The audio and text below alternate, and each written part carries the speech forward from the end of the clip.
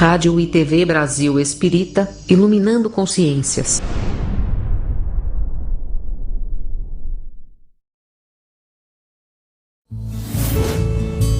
A rádio e a TV Brasil Espírita apresentam o Espiritismo na Arte.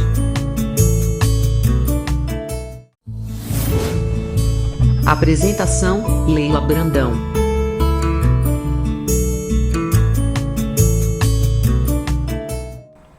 Olá, amigos da Rádio e TV Brasil Espírita do Alagoas. Que alegria darmos continuidade ao nosso trabalho. É sempre bom lembrar que esse programa, O Espiritismo na Arte, é inspirado em Leon Denis com seus dois mentores espirituais, Gilles Massenet, que foi um grande teatrólogo francês, e também o esteta, que nós não sabemos a sua história aqui no mundo, mas foi esses dois espíritos que orientaram Leon Denis que a nossa arte deveria ser transcendental.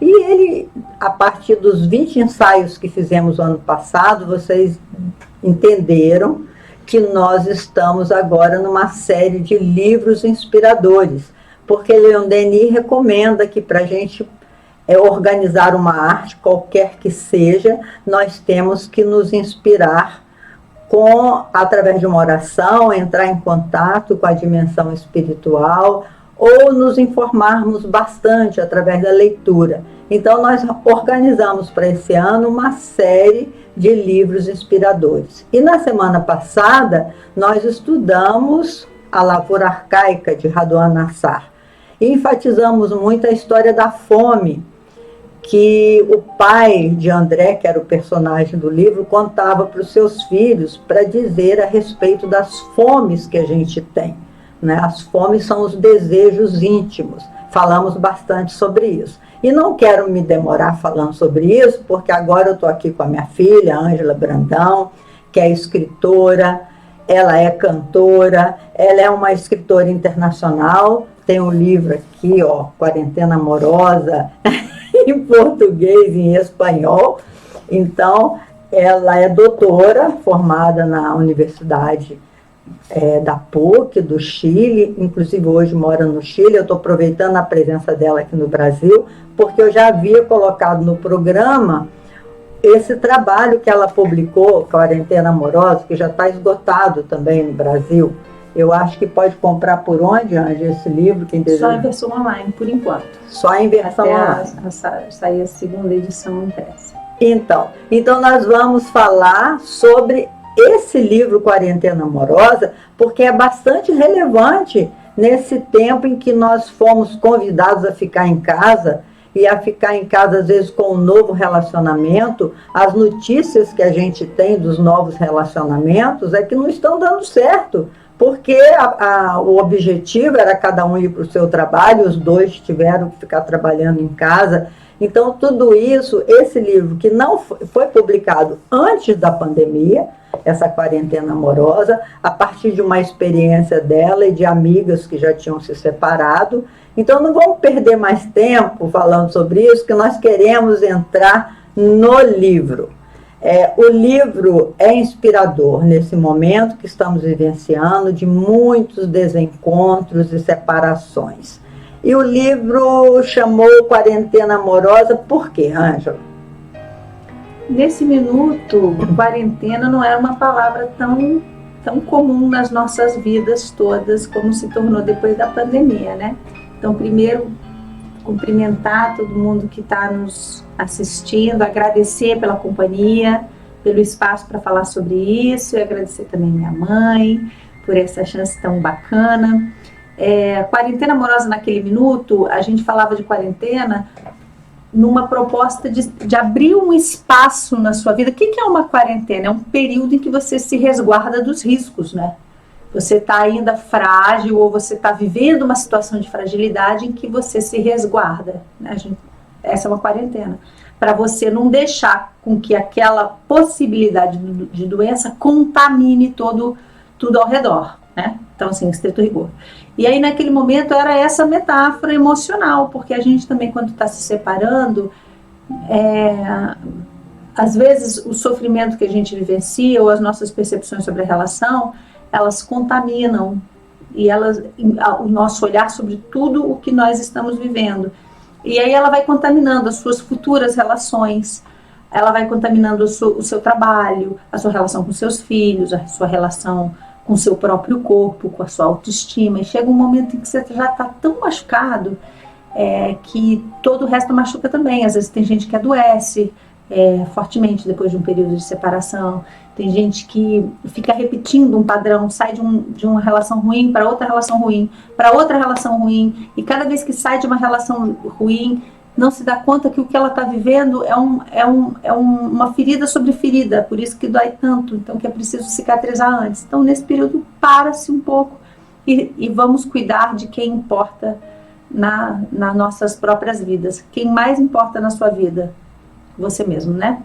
É verdade. E aí também tem essa história, né? Às vezes as pessoas casam e tentam, e vão tentando, e a separação vai ocorrendo ao longo dos anos. E tem outras pessoas que rompem logo aquele relacionamento e depois vão curando as feridas, né? Porque tem dois tempos. Eu vejo casal aí de 25 anos de casado que de repente fala, acabou.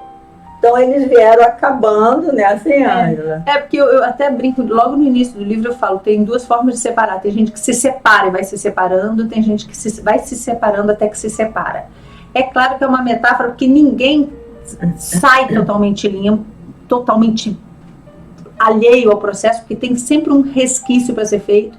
E também ninguém se separa, salvo aquelas pessoas que estavam muito distraídas e que alguém falou, acabou, tá? E se manda e você fica ali, você não notou. Mas essas são as exceções. A maior parte de nós tem dois processos de separação. Tem a separação física, que é a hora que você e a outra pessoa concretizam a realidade de estar separados. E existe um processo de separação, que via de regra, a maior parte dos casos, ele começou antes da separação de fato. Ele foi ocorrendo.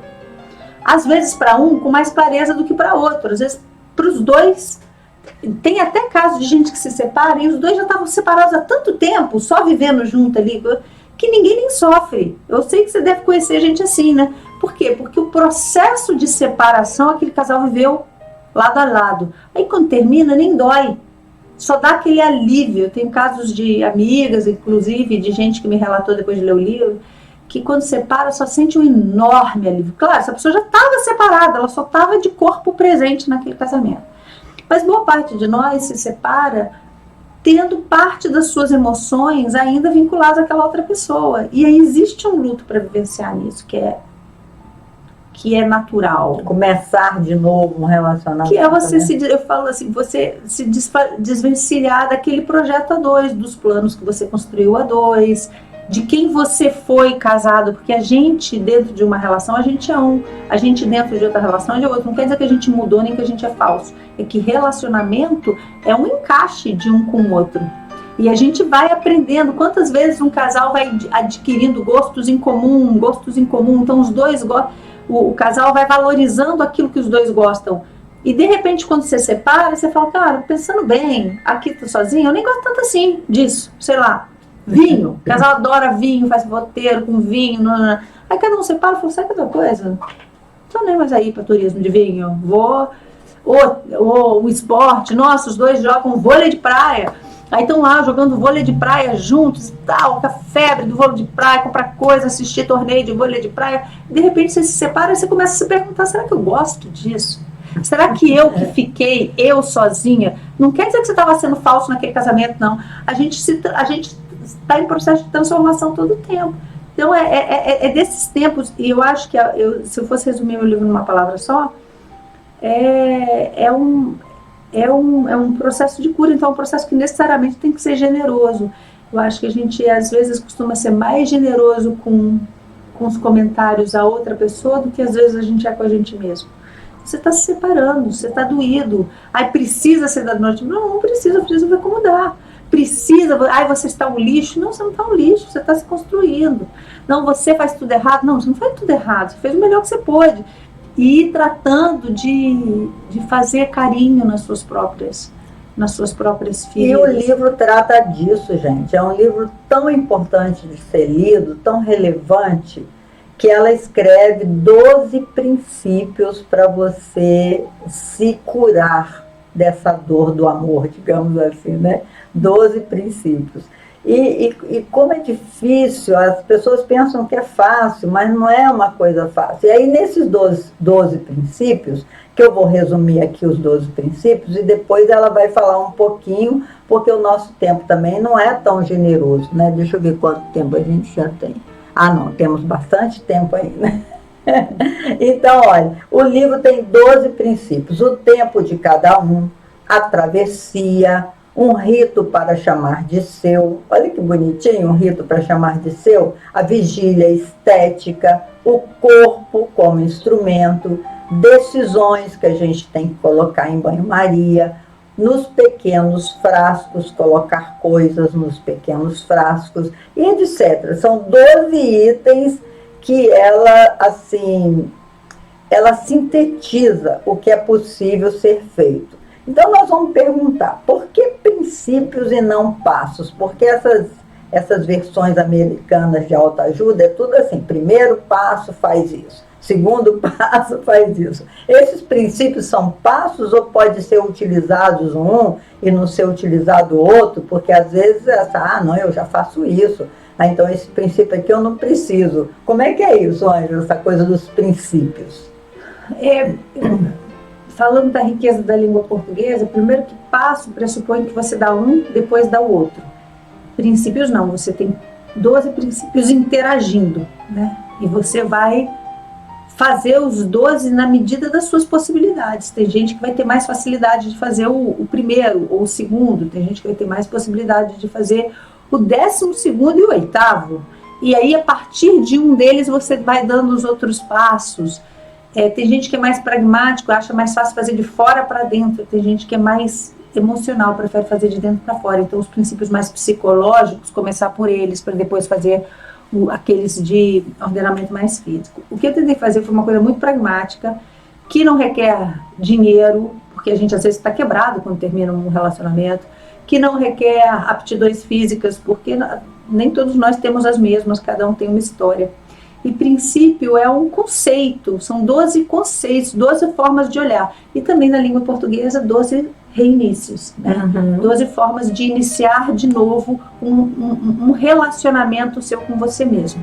Porque antes da gente estar pronto para a relação com o outro, grande relação que a gente tem é com a gente mesma, com o nosso próprio corpo, com o nosso próprio olhar, com a nossa visão de mundo, com os nossos interesses, né? com os nossos espaços, nosso espaço físico, o nosso tempo, que é uma coisa preciosa e que da mulher, agora falando, fazendo essa janela, é tão comum que historicamente, milenarmente, a gente aprendeu que pode ver nosso tempo desapropriado. Nosso tempo é do nosso filho, nosso tempo é da nossa relação, nosso tempo é do nosso trabalho, e o nosso tempo é para ficar bonito para os outros, e não é sobre isso, é sobre a gente mesmo, né? Sobre a nossa própria travessia. E serve para homem também esse livro, né? Como é que ele vai olhar para si mesmo e ver o que mais eu posso fazer. Porque eu acho, Ângela, que todo relacionamento, por pior que ele tenha sido, traz um grande ganho emocional se a gente souber olhar o que foi aprendido naquela relação. Até mesmo se foi aprendido de forma dolorida, mas sempre traz um aprendizado, né? Assim? E eu, assim, você perguntou, serve para homem? Eu escrevi o livro muito numa cumplicidade com mulher, mas eu depois já dei palestra até para grupo de psicólogas corporativas, porque serve em tese para qualquer crise que você está vivendo, de qualquer ruptura veemente do momento da sua vida. Então a pessoa trabalhou a vida inteira, perde emprego repentinamente, que serve para esse momento, serve para homem. Mas eu tenho essa cumplicidade com as mulheres aí, com o feminino, né, que acaba me marcando mais, mas sim serve, e sim tive muitos relatos, inclusive os relatos mais entusiasmados dos homens vieram de leitores homens. Mas E também de casamentos excepcionais, tipo homem com homem, mulher com mulher, tudo isso. Isso para mim nem é excepcional, é casamento de relações, entendeu? De pessoas com pessoas nesse momento. E eu acho assim, o que você me perguntou sobre relacionamento? Porque sempre você tira alguma coisa de bom, algum ganho, né? Então, sim, e eu acho que às vezes a gente tem um vício muito comum e que é muito típico em mulher, que termina uma relação e você fica ali focado no outro. Ai, sabe por que deu errado? É porque ele não sabe fazer assim. Ou se você estiver relacionando com a mulher, é porque ela é muito egoísta, é porque ela tem problema com a mãe, é porque ele tem problema com de autoestima, não sei o quê, porque ele é machista, porque ela é não sei o quê, ou porque ele me traiu, e porque ele me...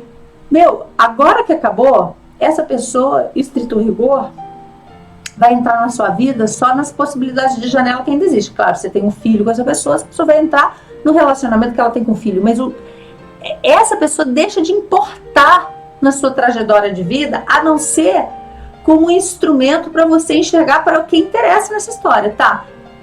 Por que eu me relacionei com ele? O que eu estava buscando aí? Por que eu quis essa relação? Então, eu quis, deu errado, por que eu posso fazer para ser então agora diferente? E essas perguntas, elas são doídas, ela é um processo, a gente tem que ser muito generoso com a gente mesmo. Mas quando você acha a resposta, provoca muita força e muita satisfação. Você para de pé nos seus dois pés. É muito lindo isso, porque Chico Buarque tem uma música que ele diz assim: eu te perdoo por te trair.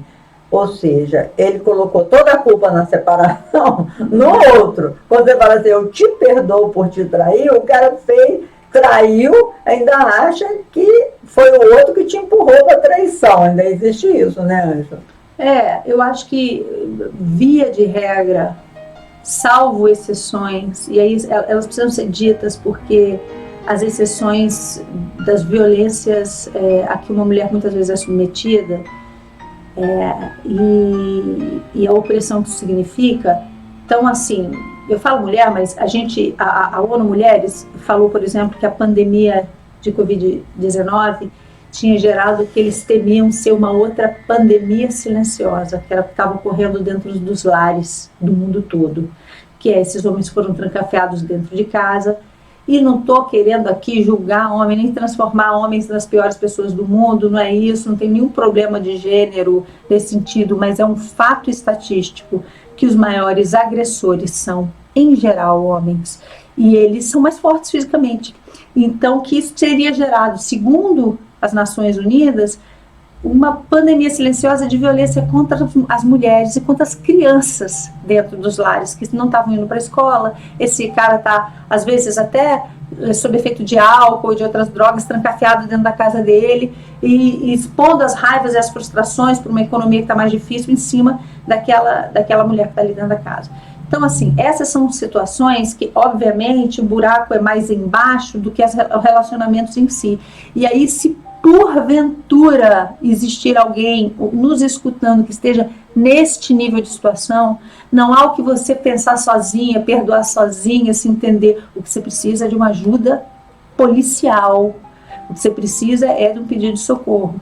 Agora, tirando essas situações, a outra grande parcela de nós se envolve em relacionamentos, e aí não é um lado só, somos nós, e nós somos com as nossas escolhas. Nós estamos ali, não porque nós estamos sendo vítimas, nem de um sequestro, nem nada, mas estamos ali a partir das nossas escolhas que a gente pode refazer. E talvez esteja até refazendo. Às vezes tem gente que leu meu livro casada, eu achei tão bonitinho receber esse depoimento. A pessoa escolheu, foi lá numa livraria e viu lá e escolheu ler meu livro. Escolheu por quê? Porque já estava em processo de separação, silencioso dentro do lar. Essa pessoa já estava vivendo um processo de separação. Ela já estava infeliz. E aí ela começou. Então você pode viver isso estando junto, estando separado. Eu acho que um dos princípios fala que nem todo... eu falo o tempo de cada um, porque nem toda crise no relacionamento é uma separação. Às vezes é só crise mesmo, né? Às vezes... Eu vivi 50 anos de crise. Às vezes, e às vezes também, fala assim, é um processo de esgarçamento. Da mesma forma que casar não é o dia que você foi lá na igreja e fez plim, não é o dia que você fez a festa e cortou seu bolo. Isso é o dia que você disse para todo mundo que você está casado. Mas o relacionamento é uma trança que você vai tecendo todos os dias. É um hábito em comum, né? As coisas que você comprou em comum, são os filhos que eventualmente você teve ou não, é o gato que você comprou, o cachorro que é o cachorro dos dois, é a viagem, seu porta-retrato, seus travesseiros, né? As toalhas que você comprou em comum. Um dos dois vai abrir mão disso tudo, vocês vão dividir. Tudo isso deixa um vazio, uma dor, uma casa, um espaço físico que foi ordenado a partir de gosto de duas pessoas, né? Ou pensando que duas pessoas habitariam aquele espaço. Então, assim, via de regra, terminar isso também não é só sair de casa, é um processo em que essas coisas começam a voltar a ser individuais, só tuas, né? Você vai começando a ter de novo as suas fotos de você mesmo, os seus álbuns, as suas histórias. Até lá você está vivendo esse processo de separação. E às vezes, aí a pessoa fala assim, as pessoas falam assim, um traiu, eu se fosse você nunca mais aceitava fulano. Aí a pessoa se sente tudo culpada porque ela vai lá, aceita de novo, junta, separa. Mas isso é parte desse esgarçamento. E às vezes nesse junto e separa, chega uma hora que junta para um outro relacionamento. Eu vi uma palestrante falando que um casal, ela é psicóloga de relacionamento, um casal a procurou porque tinha havido uma traição. Aí ela, no final de conversa, no final ela fala assim, bom, agora você nunca mais vai se relacionar com aquele cara, e você, fulana, nunca mais vai se relacionar com essa mulher. Vocês agora vão se relacionar com outra mulher e com outro homem. Resta saber se essa outra mulher e outro homem são vocês dois mesmos ou são outros. É verdade, então, que a gente muda todo dia, né? Então, assim, aquele casamento morreu. O próximo casamento começa, às vezes começa e dá certo. E ninguém tem nada a ver com isso. Então, esse julgamento é um processo íntimo, mas é um projeto que se a gente... Você falou de música, eu sempre cito essa música do Milton Nascimento, eu acho que é do Fernando Brant também, que fala, abrir o peito, a força numa procura, fugir às armadilhas da mata escura. É lindo isso. Longe se vai, sonhando demais, mas onde se chega assim? Vou descobrir o que me faz sentir, eu, caçador de mim. Caçar a gente mesmo dá um trabalho enorme, caçar quem a gente é, fugir às armadilhas que a gente cria do nosso inconsciente, que a gente fica tapeando a gente mesmo, a gente fica pondo a culpa no resto, pondo a culpa nos outros, pondo a culpa na estética. Quantas pessoas eu não vejo e falam assim, eu não consigo um relacionamento, sabe por quê? Porque eu estou gordinha. Não, meu filho, não existe isso. Não tem, você está bem com você mesmo, você pode estar gordinha, magrinha, com cabelo feio, com cabelo bonito. Você vai sempre encontrar alguém que veja os encantos, porque todos nós estamos preparados para ser felizes, com mais ou menos desafios, mas quase nunca esses desafios têm a ver com estética. Eu digo quase nunca porque às vezes tem desafios que são realmente uma deformação, né? A pessoa, sei lá, foi queimada no rosto todo, aí ela tem um desafio que é estético. Do resto, quase todos nós podemos, e existem provas abundantes para onde você quiser olhar, de que os relacionamentos que importam e as paixões, os amores verdadeiros não tem a ver com o seu peso, não tem a ver com o seu tipo físico, não tem a ver com o seu tipo de pele, não tem a ver com nada disso, tem a ver com a sua relação com você mesma, e gera um gosto de estar consigo, que o outro reconhece e quer também estar do teu lado. E isso aí é uma maratona, é um processo de cada um. E aí tem essas dicas pragmáticas que dá pra gente fazer, mas é muito tempo. Essa dica de o que nós deveríamos colocar em banho-maria, por exemplo. Eu gostei desse termo, porque banho-maria é uma coisa que vai esquentando devagar. Quando você põe a comida em banho-maria, você vai vendo a comida ficar no ponto certo para você se alimentar. Então, o que num relacionamento a gente deveria colocar em banho-maria, por exemplo? Decisões drásticas. Quando a gente viveu um processo de ruptura qualquer, ou uma crise emocional muito forte, via de regra, o que eu vejo é que, e eu vi isso de algumas pessoas próximas, que até me inspiraram isso no livro, que a pessoa fala assim, sabe o que, deu tudo errado, eu vou largar tudo, eu abro mão do meu emprego, eu vou para não sei onde, eu vou mudar para não sei onde, e aí vou ser muito feliz, entendeu?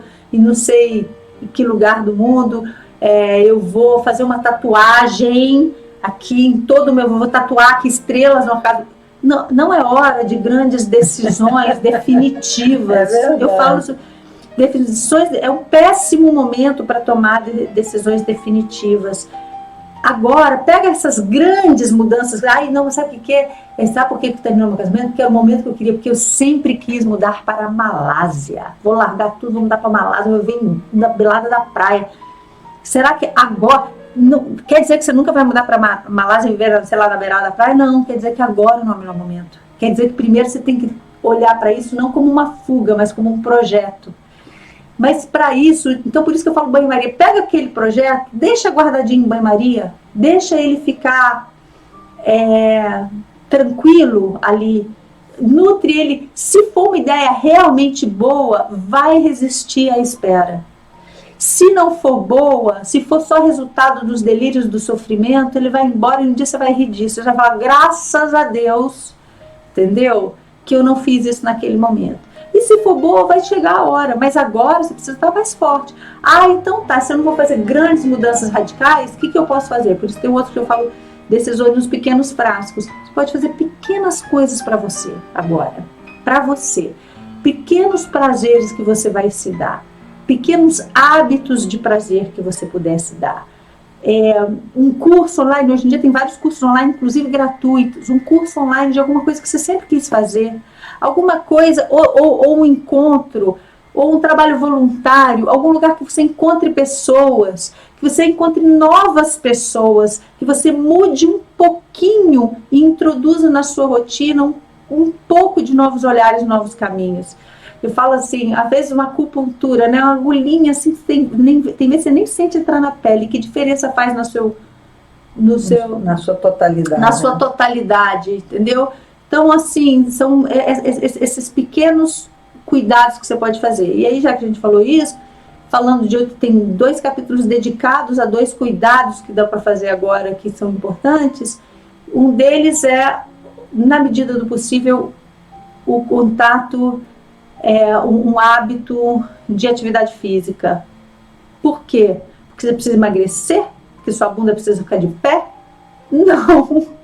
Porque o nosso corpo, ele é uma máquina de produzir química, né?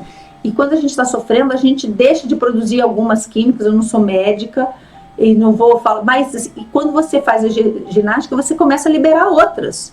Entendeu? Então, assim, você imagina se eu vou te falar assim, ó, vou te dar uma pílula agora que vai te ajudar a dormir melhor, que vai te ajudar a emagrecer, que vai te ajudar a se sentir mais feliz, entendeu? Que vai ajudar a sua pele ficar melhor. Aí você fala, nossa, maravilhoso, passa isso aí que é ótimo, tudo que eu estou procurando. Pois é, essa pílula existe, é uma endorfina. É só você malhar, você fazer ginástica, qualquer tipo de ginástica, dançar, se é o que você gosta de dançar, andar de patins, se você gosta de andar de patins, pular na sua casa, nadar, fazer alguma coisa com uma certa regularidade, pelo menos 40 minutos 3 vezes por semana. E aí o corpo começa a ligar a essa máquina, porque ela é antidepressiva. Então ela vai te dar força para você conseguir fazer os outros. E se você não está com nenhuma vontade, você faz na disciplina. É difícil pra caramba. Ah, não deu para fazer isso ainda. E um outro que eu falo assim, que era vigília estética. Quer dizer que você está agora tentando se adequar à estética dos outros? Não, a vigília estética é porque a gente se derruba pra caramba quando a gente está sofrendo. E aí, se você não pode fazer porque você está com vontade, você faz porque você está sendo obrigada, num propósito de quarentena, a se arrumar.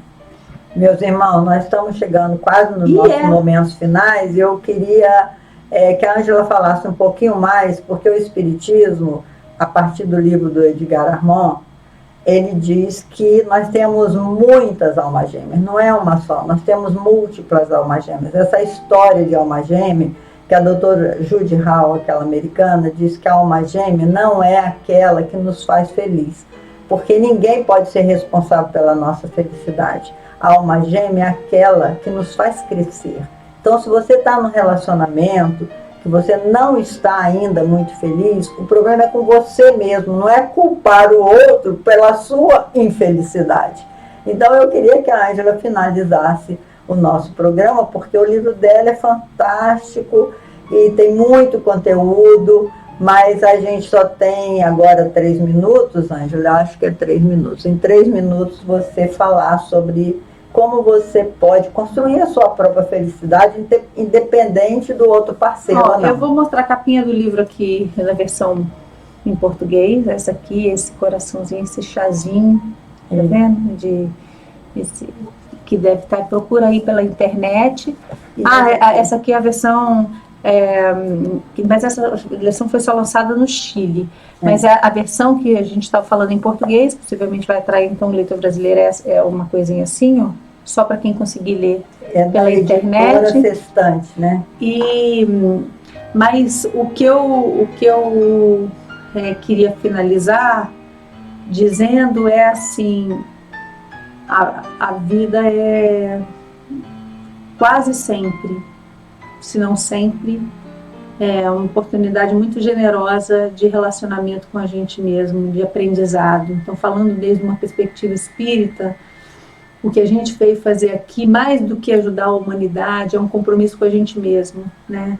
É dar mais passos nessa caminhada rumo à nossa felicidade. A gente estando feliz, a gente espalha essa felicidade, a gente é um motor dessa felicidade ao redor.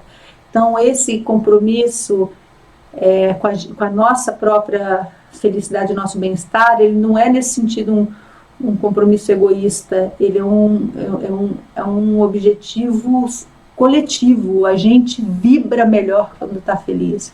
E quando essa coisa das renúncias, eu estou aqui em renúncia porque Deus mandou, eu particularmente acho uma interpretação... É meu karma, né? Isso aí acho particularmente uma interpretação equivocada e, no entanto, tão presente na vida das mulheres, especialmente, que nós estamos lidando com culpa há tanto tempo, né? Sempre foi culpa nossa, né? Você já nasceu culpa tua, você sente dor no parto por culpa tua, porque a Eva...